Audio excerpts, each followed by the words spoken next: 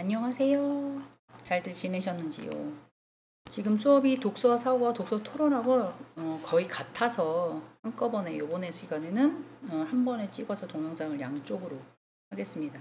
물론 두 개 다 들으시는 분은 두 번 들으셔야 되나요?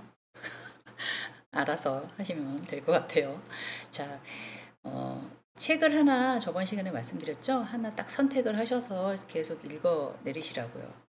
그래서 이제 책을 한번 그걸 읽고 이제 느낀 점, 뭐 독후감이라고 했더니, 글 쓰는 거 너무 싫어요. 막 그러시더라고요. 근데 어떻게 방법이 없습니다.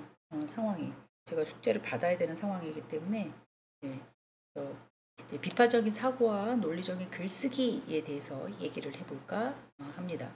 비판적인 사고란 느낌이 약간 어떠세요? 딱 들을 때, 너 막 지적질 같은 느낌? 이제 그런 느낌이 아니라 전반적인 흐름, 아이고 죄송합니다. 전반적인 흐름 뭐 이런 것들을 잘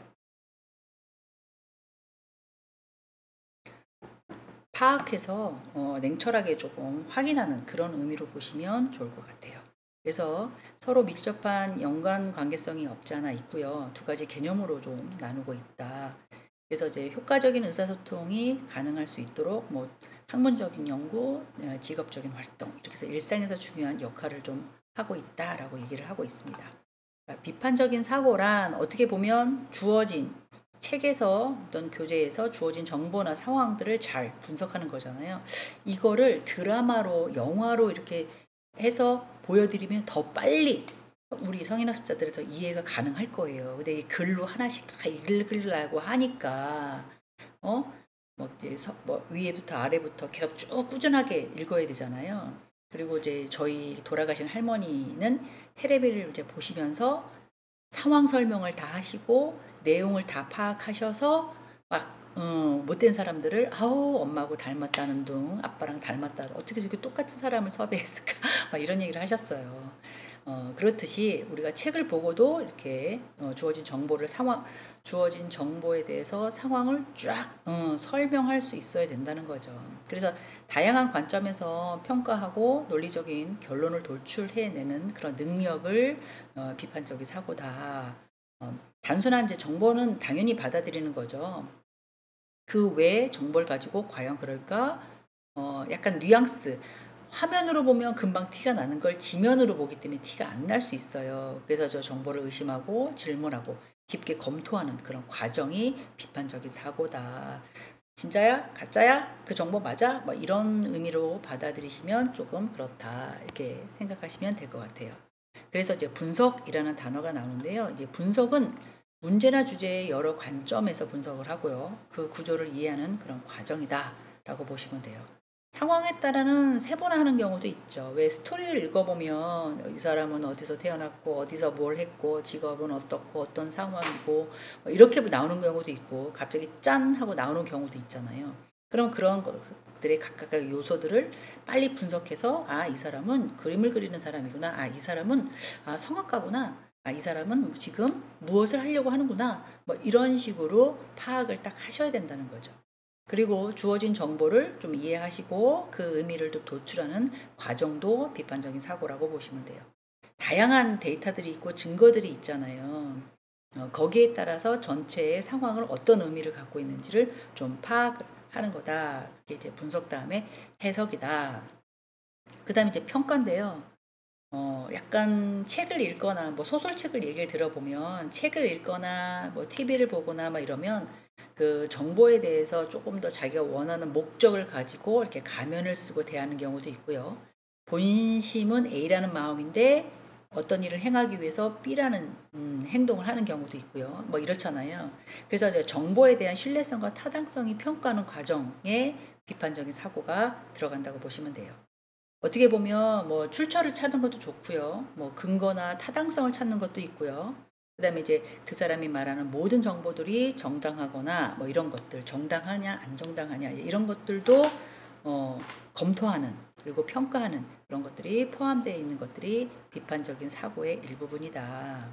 그리고 추론, 네, 논리적인 결론을 도출하기 위해서는 이렇게 해서 이런 현상이었기 때문에 이 사람이 이렇게 행동할 수밖에 없겠구나. 왜 영화나 아니면 책을 보면 어릴 때 자기가 힘이 없을 때 저 부모님의 이제 복수, 부모님을 좀 해야 하는 사람한테 복수를 하기 위해서 자기가 어떻게 행동했고 어떻게 공부를 했고 어떻게 해서 뭐 그 회사에 들어가서 뭐 이런 스토리가 있잖아요. 그러면 상상을 하는 거죠. 이 사람의 분석과 평가를 바탕으로 논리적인 결출을 도출하는 과정을 따라서 여러 정보들을 종합해서 일관성 있게 결론을 이끌어내는 그런 능력. 책을 보고도 그런 능력이 좀 필요하다. 이렇게 이해하시면 좀 좋을 것 같습니다. 자, 그 다음 이제 설명입니다. 설명은, 자신의 분석과 결론을 명확하게 하기 위해서 뭐 이제 논리적으로 이렇게 약간 결론 부분을 약간 막 얘기하는, 설명하는 그런 과정인데요. 타인에게 자신이 갖고 있는 사고나 과정을 전달하는 부분이기도 하고요. 또 그거 외에 부대 설명 같은 것도 있을 수 있잖아요. 아니면 왜 영화를 자꾸 제가 예를 들어서 그런데 현실인데 오버랩돼서 과거를 보여주는 시각적인 효과 있잖아요. 제가 연출가는 아니어서 전문적인 용어는 모른다 하더라도 우리가 화면을 볼 때, 아, 저거는 과거구나. 아, 저 사람이 미래로 저렇게 하려고 지금 이렇게 하는 행동을 하고 있구나. 이런 걸 유추할 수 있잖아요. 마찬가지라는 거죠. 책을 볼 때도 어떤 결과를 날 수 있도록 명확하게 뭔가를 막 설명하는 그런 과정도 있다. 자기 성찰, 자기가 갖고 있는 사고를 끊임없이 검토하고 이게 맞는지 확인하고 비판적인 사고를 지속적으로 발전시키기 위한 필수적인 요소다. 대부분 지금 제가 갖고 있는 이 위치에 만족하지 않고 무언가를 계속 올라가려고 하는, 조금 더 목표 지향적으로 뭔가를 향해서 하려고 하는 그런 현상들이 있잖아요. 지금 그래서 우리 예쁜 성인학습자 선생님들도 공부를 하시는 거죠. 네. 그렇듯이 마찬가지로 자기가 갖고 있는 사고를 끊임없이 계속 검토하고 생각하고 뭐 이런 현상이다. 이렇게 이해하시면 좋을 것 같습니다. 자, 박스를 보실까요? 여기 박스를 보면 비판적인 사고를 한다는 것은 말해지거나 쓰여진 것을 분석하고 그것에 주의 깊게 평가하고 또 증거를 필요할 때 증거들을 약간 체크업을 하고 다양한 정보들을 일괄적으로 방향과 함께 방식으로 함께 연결해서 사고에서 잘못을 피하려고 하고 또 이치에 맞는지 안 맞는지 문제를 제시하고 가능한 한 최선의 정보들을 근거해서 결정하고 계획하는 것들을 포함하고 있다. 글을 읽기는 했지만 좀 어려워요. 그쵸? 네, 비판적인 사고라는 건 아까 말씀드린 것처럼 전반적인 뭔가를 읽고 작가들은 이런 것들을 다 캐치해서 글을 막 쓰는 거잖아요. 소설도 쓰고 뭐 어떠한 드라마 같은 것도 쓰고 영화도 시나리오도 쓰고 막 이러는 거잖아요. 그러니까 문제의 인식 그리고 이걸 가지고 어떤 식으로 연출하면 사람들이 효과적인 어, 시각적인, 뭐 약간 감동적인, 뭐 눈으로 봐야 하니까 그런 걸 할 수 있을까, 뭐 이런 것들을 하는 거잖아요. 근데 저희는 지금 책을 읽고 비판적인 사고와 논리적인 글 쓰는 방법이 무엇다라고 이론적인 것만 지금 배우고 계시는 거잖아요. 그래서 어떻게 보면 문제가 딱 생겨났어요. 그래서 이걸 딱 인식해요. 그럼 사람들은 어떻게 할까요? 그러면 문제를 해결하려고 다양한 방법들을 찾을 거예요. 그러면 이걸 해결하기 위해서는 각종 정보들을 또 수집할 거라는 거죠.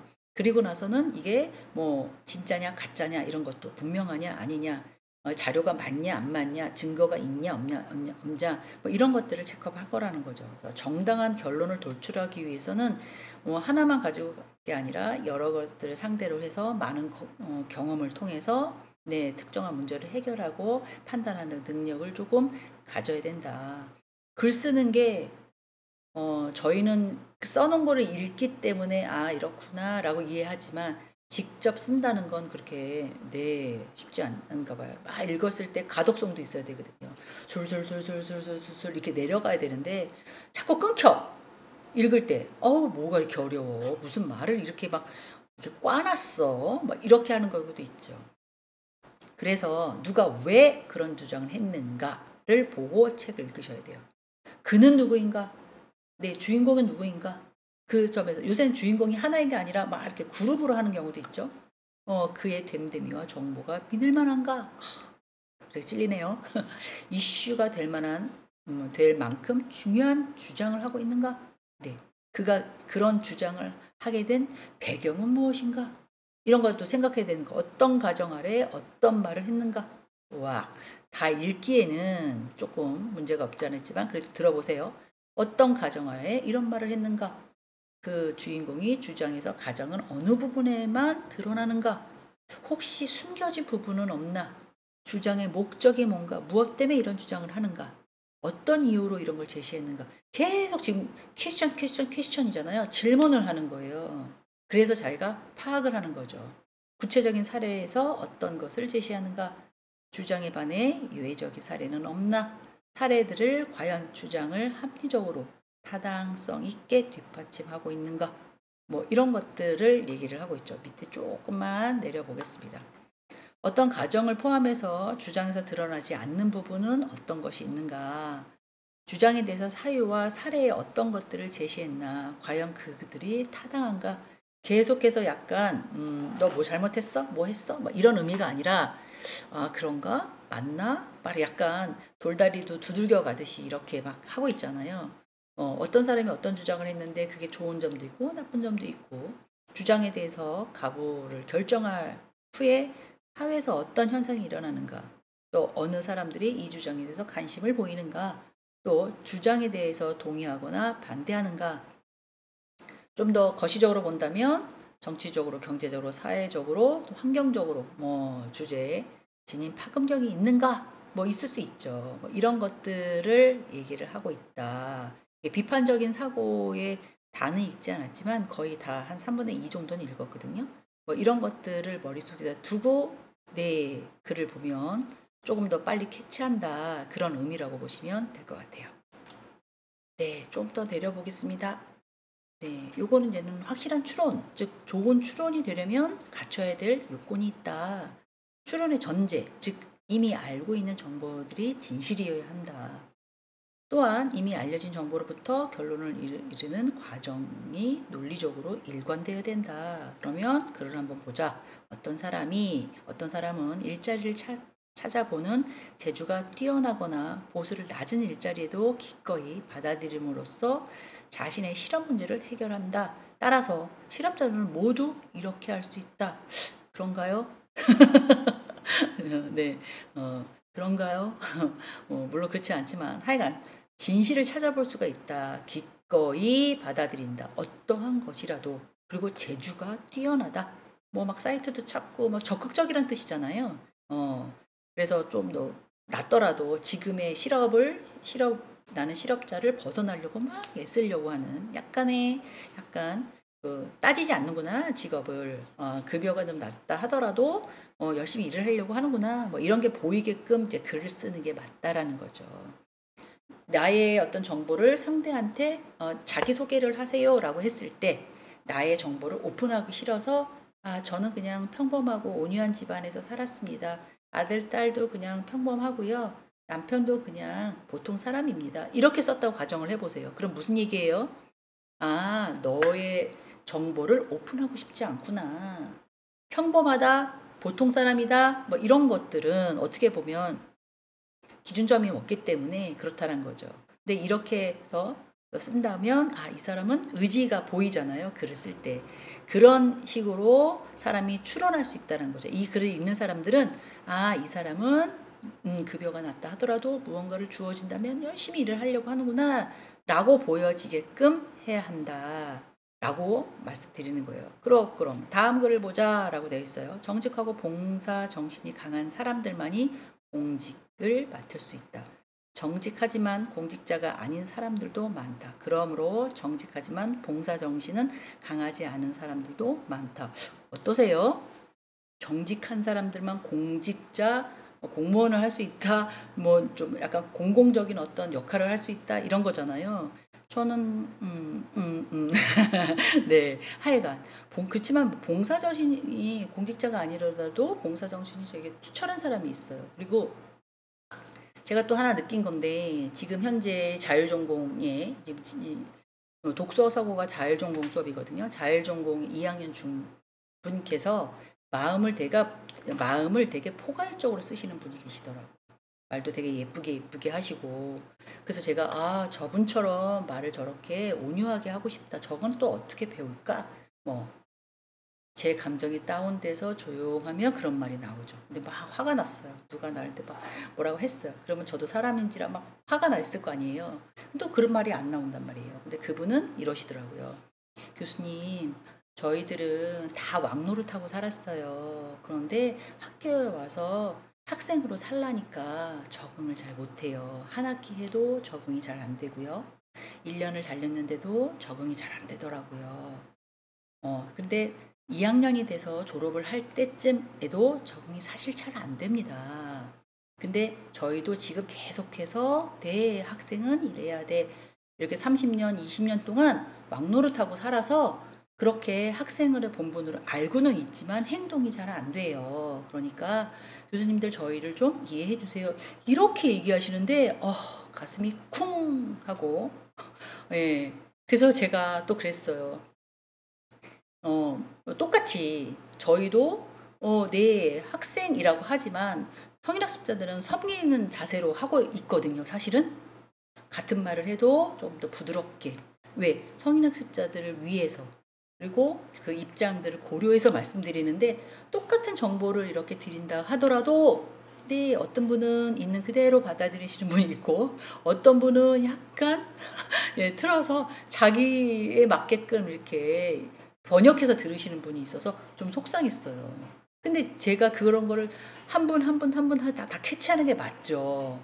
근데 저희도 그런 걸 다 네, 똑같은 정보를 이렇게 똑같은 약간 위로의 말, 똑같은 약간 학생을 입장에서 말을 한 건데도 네, 그렇게 예쁘게 듣지 않은 있는 그대로 듣지 않으시는 경향이 없잖아 있더라고요. 근데 그거는 또 상황에 따라서 제가 만약 몸이 아파요.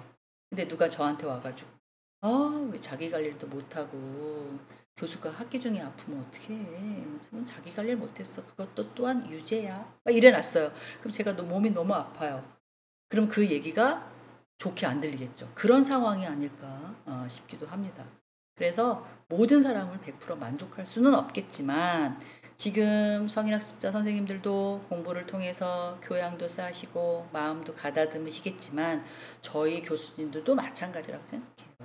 네, 학생들만 가르쳤잖아요. 학생들은 이 정도의 어떤 미묘한 것들은 하지 않거든요. 그냥 스승이니까 받아들이려고 하는 건데 그렇게 한 사람들만 만났다가 성인학습자들을 딱 만나니까 지금 저희도 3년 차밖에 안 됐단 말이에요. 그러면 계속해서 연습하고, 근데 더 따뜻하고 더 정이 많으시고 더 열정적이고 뭐 이런 것에 대해서는 진짜 높이 존경심을 표할 정도로 네, 나는 저렇게 정열이 있을까? 나 저렇게 열정이 있을까? 저런 거 할 수 있을까? 막 이런 생각이 들 때도 사실 있었습니다. 그래서 글을 쓸 때는 이런 형태로 위글 아래글 이렇게 보셨잖아요. 네, 이렇게 해서 결론을 추론하는 것도 좋겠다. 또 나와 있어서 한번 보겠어요. 추론에 대한 정보인데요. 글을 보겠습니다. 흡연은 위험을 알리는 것으로 금연은 충분하지 않다. 인구의 3분의 1은 여전히 흡연자다. 흡연이 암과 심장질환을 일으킨다는 점은 누구나 다 알고 있다. 그쵸. 당연한 거 아닙니까? 그렇지만 그럼 담배 피는 사람을 혐오하거나 미국에서는 덜티맨이라고 표현을 한대요. 덜티, 더럽다 라고 표현하잖아요. 근데 저도 비흡연자라 흡연하는 사람을 나쁘다 좋다 이렇게 판결할 수는 없어요. 근데 아실 거예요. 뭐 몸에 대해. 근데 그거를 끊으시는 분, 계속 하시는 분은 또 이유가 있겠죠. 그렇잖아요. 습관이 되거나 그거를 함으로써 담배를 피므로써 어떻게 약간 희열을 느낀다든가 아니면 스트레스를 푼다든가 뭐 당연한 거라고 생각해요. 물론 이제 보건복지부에서 흡연에 의해서 뭐 이렇게 약간 어 장려는 하죠. 폐암에 걸리거나 심장질환이 있어 왜 오래 살으라고 국민들 오래 살으라고 얘기하는 거잖아요. 사실은 그쵸? 근데 오랜 기간 흡연자가 예를 들어서 딱 끊었어요. 담배를 그러면 더 빨리 돌아가시는 경우도 없잖아 있어요. 네. 저 그런 분도 봤거든요. 그래서 뭐가 좋다, 뭐가 나쁘다라고 판별하는 거는 개인적인 성향이지만 저희는 지금 뭐를 하고 있어요? 네, 글을 보고 이거에 대한 어떠한 결론에 대한 암시를 추론할 수 있는 그런 것들을 하고 있잖아요. 즉 일부는 암과 심장질환의 위험을 짐작할 수 있고요. 또 어떤 사람들은 인구의 3분의 1, 많은 거죠. 그죠? 충분히 알고는 있지만 끊을 수 없는 그런 상태이기 때문에 계속 하는 거잖아요. 그렇게 이제 논증으로 이해하시면 될 것 같습니다. 자, 계속해서 보겠습니다. 논리적인 글쓰기. 논리적인 글쓰기란 생각을 체계적으로 일관성 있게 표현하는 글쓰기 방식을 말합니다. 라고 적혀 있어요. 비판적인 사고를 바탕으로 정보를 얻잖아요. 이를 효과적으로 전달하는 설득력을 높이는 그런 목표이기도 합니다. 왜 책을 자꾸 읽으시라고 하면 처음에는 힘드실 수도 있어요. 소설책도 좋고요. 만화책도 좋고요. 여러 책이 좋다고 제가 말씀드렸어요. 글을 많이 읽으시잖아요. 그러면 여기 봐서 말한 것처럼 논리적으로 약간 체계적으로 생각을 하게 되기 때문에 약간 다운해서 나의 주장을 논리적으로 막 얘기할 수 있습니다. 그래서 어떠한 명확한 주제를 설정하고 그 주제를 명확히 알고 그 주제에 대한 설득력 있게 나는 이걸 꼭 해야 되는 이유 뭐 이런 것들을 조곤조곤 얘기할 수 있는 그런 어떤 능력이 생긴다고 보시면 될 것 같아요.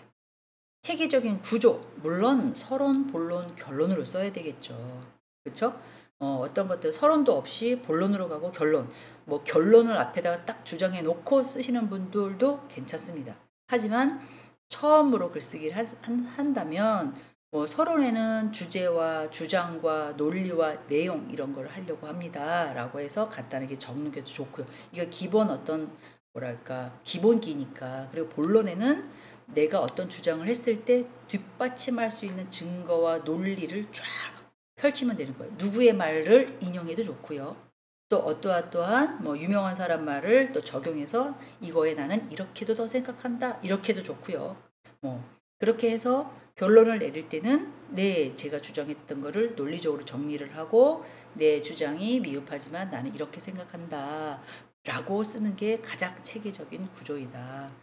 지금 기말고사 때 독후감 쓰시잖아요. 이렇게 체계적인 구조로 써갖고 오시면 너무 감사하겠습니다. 연습 삼아 하시는 거니까. 자, 일관성 있는 논리의 전개라고 해서 어떻게 보면 각 문장의 단락이 논리적으로 다 연결되어 있으면 너무나 좋죠. 주장을 뒷받침하는 증거와 예시가 일관성 있게 제시돼야 되고요. 논리적인 것을 좀 사람이 다 완벽할 수는 없어요. 그죠? 그리고 어폐가 있을 수도 있잖아요. 또 보는 시각에 따라서 또 다를 수 있기 때문에 주장과 증거 간의 논리적인 연관성을 좀 명확하게 할 필요도 있습니다. 표현도 되게 어렵게 하시는 분들도 사실 있더라고요. 하지만 복잡한 개념을 쉽게 말하는 게 가장 좋은 거죠. 복잡한 거를 물론 그 용어밖에 안 되게끔 표현이 안 되는 것도 없잖아 있어요. 하지만 불필요한 수식어라든가 어려운 말을 막 집어넣어서 상대가 이해하지 못하게 막 한다든가 말할 때도 똑같이 하면 막 이렇게 편안하게 하면 되는데 막 용어 집어넣어서 어렵게 넣어가지고 또 막 영어 써가며 한문 써가며 뭐 이상한 경제 용어 써가며 막 이런 것도 신문도 안 봤어? 나의 지식을 약간 업시키려고 하시는 분이 제 주변에도 있었어요. 그런 거는 저는 강추하지 않습니다. 왜냐하면 더 없어 보여요. 네, 편안하게 잘 모르지만 이러이러한 용어들이 있더라 이렇게 얘기하는 게 더 예뻐 보이지 우리가 전문가가 아니잖아요. 근데 많은 지식이 있는 것처럼 되게 어렵게 내가 있어 보이게 막 얘기하려고 하는 사람들도 있다라는 거죠. 글은 그렇게 쓰시면 안 된다. 아무래도 말보다 글이 더 그런 경우가 더 많잖아요. 자, 객관적인 증거를 사용하기 만약에 내가 어떤 주장을 했어요? 그러면 주장을 뒷받침하기 위한 신뢰성 있는 증거들을 제시해야 된다는 거죠. 그리고 글을 읽을 때 그럴 수도 있겠다. 이거는 이 사람 입장에서는 그럴 수도 있겠구나. 그런 걸 또 이해할 수 있게끔 뭔가를 중요한 요소들을 하나씩 집어넣어야 된다라고 알고 계시면 돼요. 비판적인 반성, 글을 작성한 후에 자기 글을 비판을 검토해야 되고요. 오류, 저도 논문 같은 거 많이 쓰지만 처음에 쓸 때는 그냥 막 넘어갑니다. 다시 봐야지. 왜냐면 10번도 더 읽거든요. 근데 10번을 읽었는데도 오류를 못 찾아내는 경우도 없잖아요. 있어요. 그래서 남한테 부탁을 하거나 한번 읽어봐 주세요 라고 확인을 하거나 뭐 이렇게 얘기를 할 수밖에 없습니다. 논리적인 오류나 약점을 찾아서 수정하는 그런 과정이 반드시 필요한데요. 어떻게 보면 글을 써서 퍼블릭 공개를 해서 이렇게 다른 교수님한테 승인을 받는 입장에서 본다면, 제가 그런 입장이니까 에서 본다면 한 번 읽어서 절대 안 되고요. 10번 읽어서도 안 되고요. 그리고 나서는 계속해서 막 시간을 딱 정해놓고 계속 그 글을 읽잖아요. 그러면 저 같은 경우는 놓치는 건 계속 놓치더라고요. 그래서 해놨다가 잊어버리고 딴 거 했다가 또 다시 한번 읽어보고 막 이렇게 해서 반복적으로 시간을 좀 갖고 하는 편이에요. 그러면 과제 같은 거 이제 쓰시거나 뭐 할 때 어떻게 하셔야 돼요? 제일 좋은 건 미리 읽고 한 번씩 한 번씩 써보는 거죠. 그 논리 구성이 맞는지 틀린 글씨는 없는지 이제 확인도 해보시고 그렇게 내가 쓴 글이 논리적으로 오류가 없는지 또 약점은 없는지 거의 이제 틀린 글씨들이 많을 테니까 그런 것들도 좀 수정하시고 그렇게 써보시는 것도 좋겠다. 자, 에세이 제일 좋은 건 저만의 나의 인생담 이렇게 써는 것도 좋아요. 그러면 더 술술술술 왜 기본적으로 스토리가 다 있잖아요. 학교 다닐 때 어떻게 했고 중학교 때 어떻게 했고 고등학교 때 어떻게 했고 뭐 결혼해서는 어떻게 했고 어떤 이 직업을 했고 이 직업을 선택한 이유는 뭐고 막 이런 거 있잖아요. 그러면 더 줄줄줄줄줄줄 에세이집 나만의 뭐 나의 자서전 뭐 이렇게 쓰는 게 가장 연습 삼아 하는 것도 좋고요. 어떤 주제가 딱 나오면 그거에 대한 의견, 자기의 의견 같은 것들을 이제 쓰시는 것도 좋아요. 그걸 컬럼이라고도 얘기하죠. 대부분 경제나 경영이나 이런 것들을 보면 어떤 시사되는 부분에 대해서 본인 생각을 적잖아요. 그리고는 자기소개. 자기소개를 너무 에세이집처럼 쓰는 것도 별로 원치 않습니다. 자기소개는 어떨 때 많이 해요? 네, 면접 보거나 뭐 이럴 때 하잖아요. 그래서 눈에 확 들어와야 돼요. 짧게 굵게 써라. 이력서에는 5줄을 넘기지 말아라. 내가 맨날 그러거든요.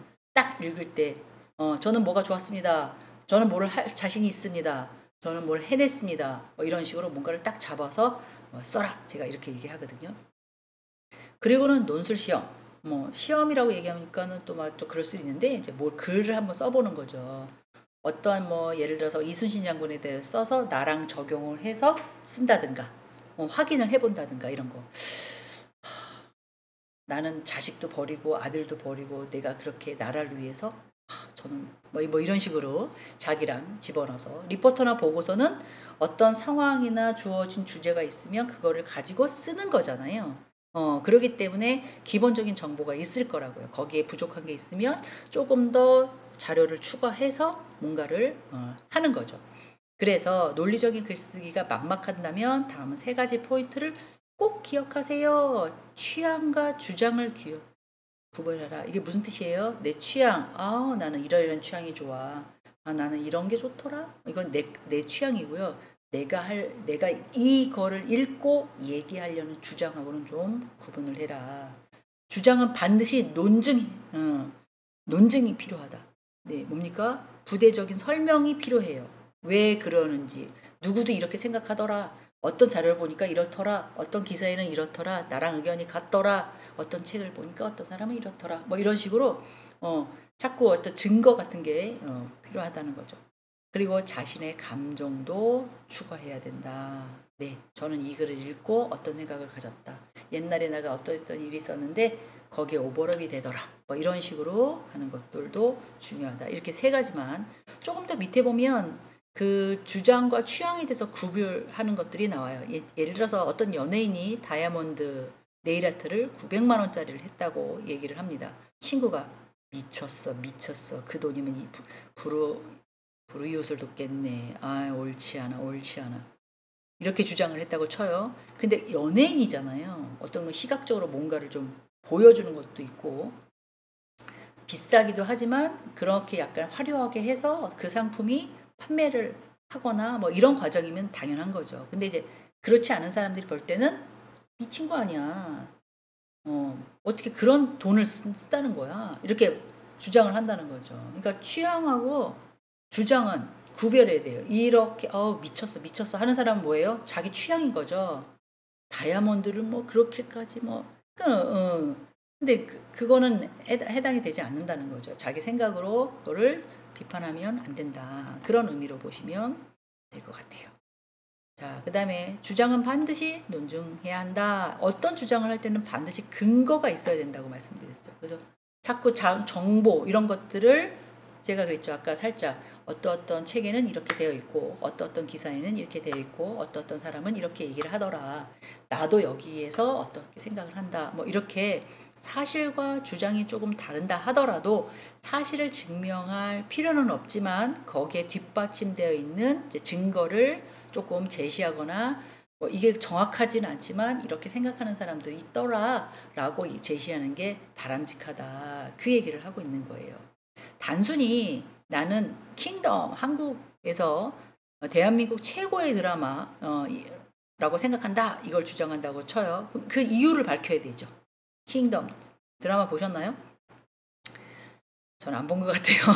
그래서 뭐라고 얘기하기가 조금 그런데 어떠한 최고의 드라마라고 하는 뭐 예를 들면 뭐 그 인물들 거기에 들어온 드라마라고 했으니까 들어오는 인물들 배경 인물들이 좋고 연출가들도 되게 어떠한 소득을 낸 사람이고 또 그거를 글을 쓴 작가는 되게 유명하고 상도 뭐 좀 받은 그렇게 검증된 사람이라더라 뭐 이런 식으로 어떤 근거 자료를 계속해서 집어넣어야 된다는 거죠.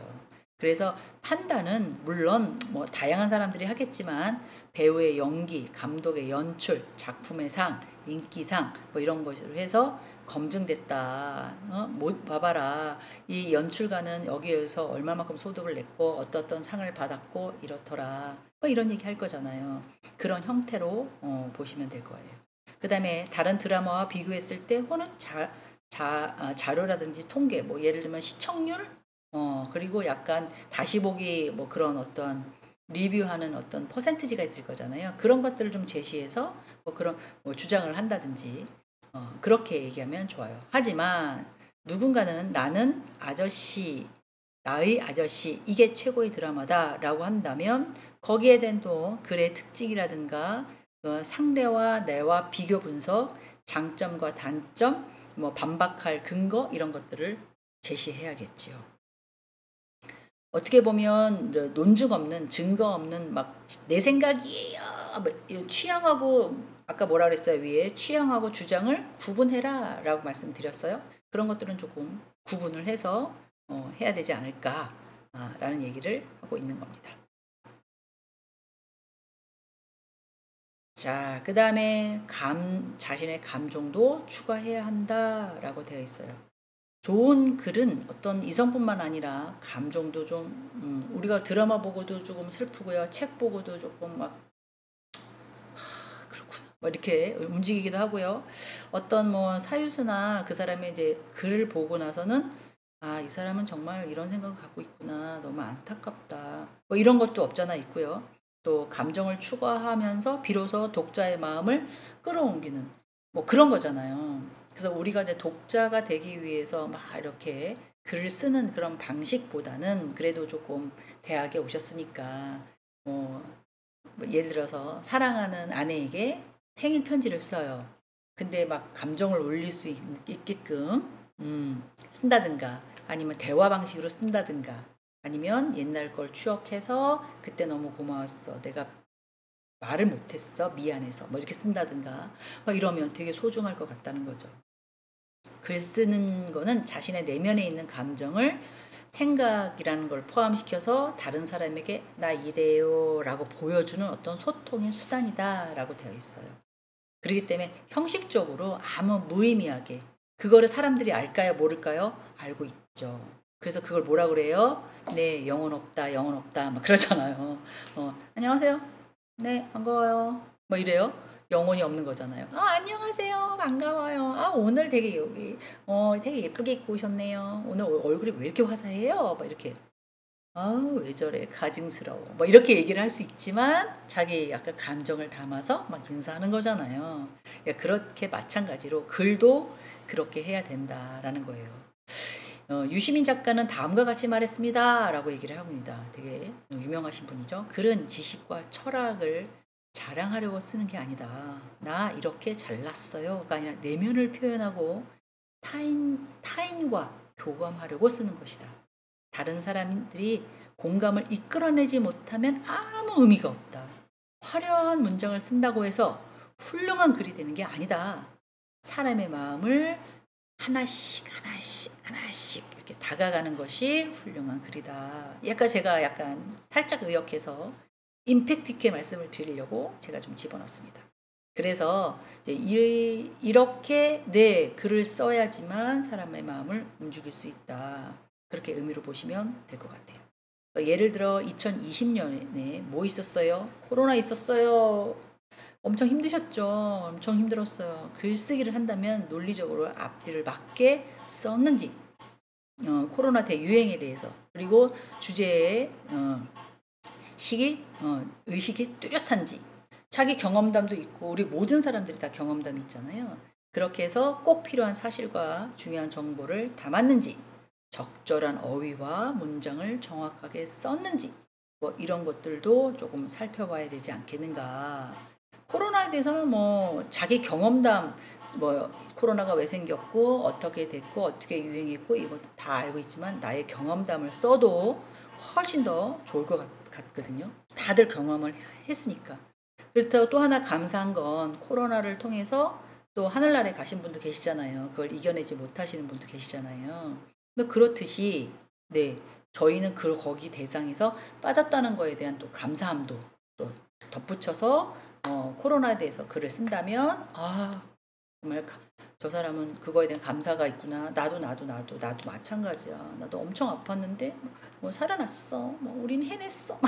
뭐 이렇게 되지 않을까요?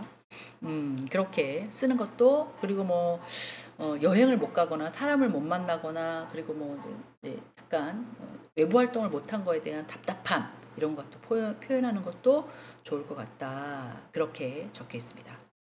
작가 조지 오웰이라는 사람도 뭐 지난 10년을 통틀어서 내가 가장 하고 싶었던 정치적인 글을 예술로 만들었다라고 하고 말을 했습니다. 물론 뭐 약간 정치나 이런 것들은 좀 어려워요. 저희가 다루기에. 근데 이제 아름다운 형용사 같은 거 멋지고 예쁘고 뭐 아름다운 사람, 화려한, 훌륭한 뭐 이런 것들도 조금 적절하게 어휘를 집어넣어서 쓰는 것도 좋겠고요. 또 세상을 존재하는 모든 것들이 숨겨져 있는 아름다운 것들. 저희는 감사하기보다는 나 왜 이렇게 일 잘 안 되는 거야. 나 진짜 왜 이렇게 피곤한 거야. 나 막 약간 비판적으로 세상을 살고 있잖아요. 근데 학교를 통해서 지금 행복하게 다니시는 걸로 제가 알고 있습니다. 그래서 이 세상에 존재하는 모든 것에 대한 감사함, 이제 나이가 있으니까 그런 것들도 있을 수 있죠. 지나간 과거에 대해서 실수하거나 뭐 이런 것에 대해서는 뭐 생각 안 하시고 앞으로 살아갈 거에 대한 감사와 아름다움과 고마움과 뭐 이런 것들에서 느끼는 것들을 논리적으로 글쓰기에 좀 담기는 쉽지 않지만 내 마음의 감정을 집어넣어라 라고 했으니 그런 것들도 좀 포함시켜서 하시는 것도 연습하시는 것도 좋지 않을까라고 생각이 듭니다. 자, 어떻게 보면 오늘은 이제 비판적인 사고에 대한 논리적인 글쓰기에 대해서 얘기를 해봤는데요. 지금 뭐 저번 시간에도 올려놓긴 했지만 양쪽 다 논리적인 사고와 독서와의 사고와 독서의 토론이 두 가지가 같아서 한 번 녹음한 걸로 제가 양쪽 드린다고 말씀을 드렸어요. 대부분 이쪽도 독서에 대해서 토론하는 거고요. 이쪽은 독서에 대해서 사고, 생각하는 거니까 거의 같은 상황이라고 보시면 돼요. 그래서 비판적인 사고란 누가 글을 쓰고 너 잘했어, 너 못했어 이렇게 하는 것보다 논리적인 글쓰기가 현대사회의 필수적인 어떤 능력이라고 한다면 저희가 또 글을 또 얼마나 많이 쓰겠어요. 수기로 쓰는 글이 과연 있을까요? 요새? 다 어떻게 해요? 네, 워딩으로 막 하잖아요. 뭐 메일을 하나 보낸다고 하더라도 자료 첨부합니다 라고 딱 이렇게 보내지 마시고 안녕하세요. 저는 누구 수업 듣는 누구누구입니다. 교수님 과제 제출합니다. 저는 이러이러한 과제로 했습니다. 그리고 뭐 개인적으로 약간 저번에 동영상이 어떻게 했는데 잘 안 보였습니다. 아니면 자료를 주셨는데 자료가 뭐 어떻게 했습니다. 뭐 이런 식으로 약간 뭐 용건이 있으면 용건을 적고 그리고 자료 첨부합니다. 감사합니다. 뭐 저 누구누구 무슨과 누구누구입니다. 뭐 이렇게 쓰신다고 한다면 훨씬 더 네 아마 저만 그렇다는 게 아니라 다른 교수님들도 그러지 않을까 이런 생각이 들어요. 또 하나는 문자를 보내실 때거든요. 문자를 보내시면 이제 성인학습자들의 좋은 점은 뭐냐면요. 서로 안면이 있으면 저분이 나를 알 거라고 생각을 합니다. 물론 알지요. 저 다 이름 적어놨어요. 다 적어놔서 이름 까먹을까봐 다 한 번이라도 저랑 통화하신 분이 있으면 무조건 다 제가 정리를 해놨거든요. 그러면 그분이 저를 제가 안다 하더라도 내 예의상은 그렇게 보내시면 안 되고 저 누구누구입니다. 교수에 대한 예를 갖춰라가 아니고요. 내가 그 사람이 나를 모를 수 있으니까 문자에 대해서도 네 논리적으로 어떻게 표현을 해야 자기 자신을 나의 목적을 문자한 이유를 표현하라는 뜻에서 말씀드리는 거예요. 사실은. 그래서 누구누구 수업 듣는 뭐입니다. 어떻게 할까요? 이거 뭐가 안 됩니다. 뭐 이런 식으로. 힘들죠? 네. 세상은 쉽지 않습니다. 저도 문자를 보낼 때 그렇게 하거든요, 사실. 그리고 교수님들한테도 문자를 보낼 때 같은 교수지만 그렇게 보냅니다. 그리고 또 모르는 타인한테 보낼 때 어떤 뭐 예약을 하거나 이럴 때도 그렇게 보내요. 그게 어떻게 보면 이 디지털 세계에서 약간 보이지 않는 에티켓? 그런 거라는 거죠. 그러니까 그런 것들을 잘 습득하셔서 적용해서 삶에 적용해서 사셨으면 좋겠어요. 자, 마지막이라고도 볼 수 있는데요. 비판적인 사고와 논리적인 글쓰기의 중요성이라고 되어 있는데요. 비판적인 사고와 논리의 글쓰기는 현대사회에서 필수적인 능력으로 여겨집니다. 글쎄요. 뭘 써갖고 오세요? 제가 좀 과제를 그렇게 드렸잖아요. 숙제 안 내신다며? 네, 중간고사는 없어요. 하지만 애석하게도 뭔가를 제가 받아야 되니까 컴퓨터 잘 못하는데 수기를 써갖고 오셔도 상관없습니다. 그래서 정보의 홍수 지금 인터넷을 통해서 SNS를 통해서 또 뭐 대중매체를 통해서 어마무시한 홍수 정보가 차고 넘치잖아요. 근데 그거를 잘 활용을 못하고 있어요. 그래서 그런 홍수 속에서 중요한 것을 잠깐 구분해야 돼요. 가짜 뉴스도 있는 거 있어요. 쇼츠에 가짜 뉴스가 엄청 많은 거 아시죠? 인스타그램이나 아니면 기타 등등 뭐 페이스북의 쇼츠 짧은 것들에 가짜 뉴스가 엄청 많아요. 근데 그게 진짜인 걸로 둔갑을 해서 네 그런 일이 벌어지지 않도록 확인해 보셔야 된다는 거죠. 그래서 이런 것들을 좀 구분하고요. 그리고 이를 바탕으로 논리적이고 설득력 있는 의견을 제시하고 그 능력은 학문적인 성공뿐만 아니라 직업의 성취도 중요한 역할을 합니다. 저희가 어떻게 뭐 논리적으로 막 설명을 해서 지식을 쌓아서 막 이런 게 아니라 누구랑 약간 의견 충돌이 있거나 가정의 불화가 있거나 아니면 자기 주장을 얘기할 때 상대하고 의견이 잘 안 맞아요. 그러면 논리적으로 약간 설득하는 이제 그럴 나이가 됐지요. 근데 옛날에는 그런 나랑 안 맞는 사람이면 어떻게 해요? 안 보고 말았지요. 단절 끊어버리는 그런 거였지만 요새는 네 지금은 그렇지 않죠. 이제 뭐 전지적인 작가 시점에서 A와 B를 이렇게 화해를 시킨다든가 또 꼭 그런 사고방식이 아니라 하더라도 의사소통할 때도 되게 좋은 역할이 되기 때문에 그렇다고 보시면 그런 역할이 되게 중요하다고 보시면 좋을 것 같아요. 그래서 설득력 있는 의견, 설득력 있는 어떤 걸 하려면 지금 우리는 뭐 해요? 글을 읽고 글을 한번 써보는 거잖아요. 많이 연습을 하시다 보면 이제 말도 그렇게 나온다. 이제 이렇게 이해하시면 되겠어요. 이러한 능력을 발전시키기 위해서는 지속적으로 뭐 어떻게 해요? 연습이 필요하죠. 연습. 줄넘기를 막 아우 야 줄넘기 5번도 못 넘겠다 씨. 아이고 왜 이렇게 그냥 무겁냐 몸이 막 이러시지만 그래도 한번 하루에 이틀에 3일에 4일에 이러면 어떻게 해요? 들으시잖아요. 마찬가지예요. 지금 이게 2학년 수업이긴 하지만 1학년도 들으실 수 있거든요. 그러니까 우리는 어떻게 해요? 살아오면서 네 지금 엄청나게 많은 세월들을 살아내셨고 승리하셨잖아요. 이것쯤이야 뭐 저는 그렇게 생각합니다. 네, 우리 성인학습자들은 당연히 하실 수 있어. 그리고 자기 반성. 좀 자존심이 상하지만 모든 사람은 다 실수해요. 모든 사람은 다 완벽하지 않습니다. 실수하고 또 넘어지고 실수하고 넘어지고 막 이러죠. 근데 실수를 안 하고 막 이렇게 가는 사람은 그렇게 많지 않아요. 어느 부분에 대해서는 당연히 실수를 하거든요. 그래서 자기가 잘못된 그 부분에 대해서는 이제 스스로 혹시 교회 가시나요? 교회 가시면 어떻게 해요? 맨 처음에 네 감사의 기도도 하지만 회개의 기도도 하잖아요. 제가 뭘 훔쳐서요? 누굴 때려서요? 아니면 뭐 누구한테 욕해서요? 이렇게 이런 잘못을 해서 하는 게 아니라 그런 마음을 먹었다는 거. 누굴 한번 째려봤어요? 그런 시각을 줬다는 거. 그리고 아유 정말 싫어. 정말 싫어. 이렇게 외면했다는 거. 뭐 이런 거. 약간 나쁜 마음을 가졌다는 그 자체만으로도 자기 반성을 하는 거잖아요. 그래서 연습이 필요하다고 보시면 될 것 같습니다. 그래서 저는 일반적으로 이렇게 표현하는 것보단 첫 번째 글을 좀 많이 읽으셨으면 좋겠고요. 그리고 두 번째 그걸 통해서 내 글 쓰는 연습을 좀 한 번, 두 번, 세 번 뭐 이렇게 꼭 숙제를 내야 되고 과제를 내기 위한 연습이 아니라 자기 자신을 내 업그레이드 시키는 연습을 하셨으면 좋겠어요. 그렇게 글쓰기를 통해서 자기 자신을 좀 명확하게 내 생각이 이렇구나. 이렇게 표현하지 말고 이렇게 표현해볼까? 뭐 이렇게 해서 자꾸 반복돼서 연습을 하시면 습관화 되지 않을까라는 생각을 합니다.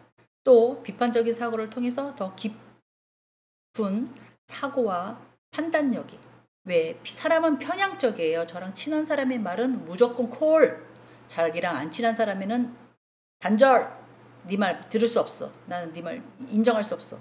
이렇게 해버리는 게 인간이거든요 사실은. 그래서 좌파 우파 뭐 이런 것들도 있듯이 그런 상황이에요. 그런데 지금 50대 60대 70대 이런 삶을 살고 계시는 분들은 전반적인 걸 아우러서 같이 보셔야 될 그런 시기라고 생각을 합니다. 좌우 우루 치우치 말고 평균적으로 이렇게 내 삶을 가셔야 되지 않을까 이런 생각을 하게 됩니다. 자, 잠시만요. 자, 아까 말씀드린 것처럼 지금 이제 독서와 사고의 두 챕터를 보시면 독서와 사고는 비판적인 사고의 개념, 논리적인 글쓰기의 기초, 그 다음에 비판적인 사고의 기본적인 원리를 이해하고 논리적인 글쓰기를 시작하는 방법을 습득한다 라고 되어 있어서 이거 그대로 동영상을 올려 드릴 거고요.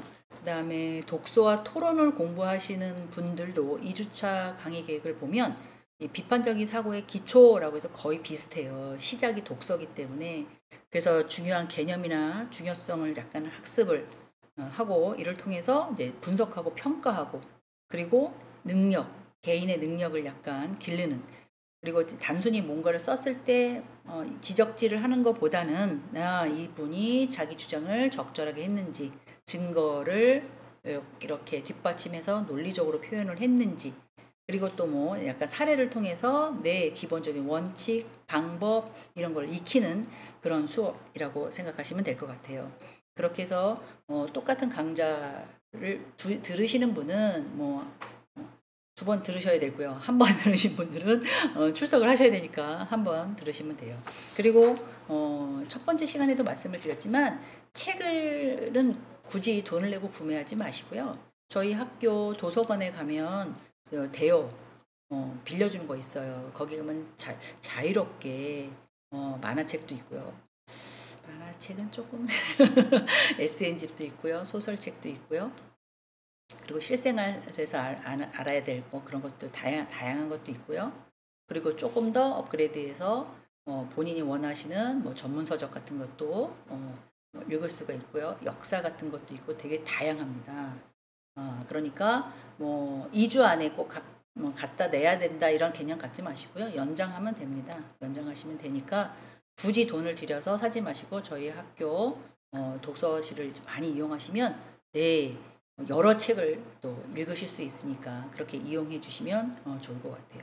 근데 나는 이 책을 꼭 소장하고 싶어, 갖고 싶어, 그리고 나는 이 책을 꼭 사야겠어. 이러신 분은 뭐 개인 선택이시지만 굳이 비용을 들지 않고도 저희가 독서에 대해서, 독서 사고나 토론에 대해서 공부할 수 있으니까 그렇게 생각하시면 될 것 같아요. 네, 여기까지 하겠습니다. 다음 시간에는 좀 구분해서 상황이 조금 다르니까 구분해서 하겠습니다. 감사했습니다. 수고하셨습니다.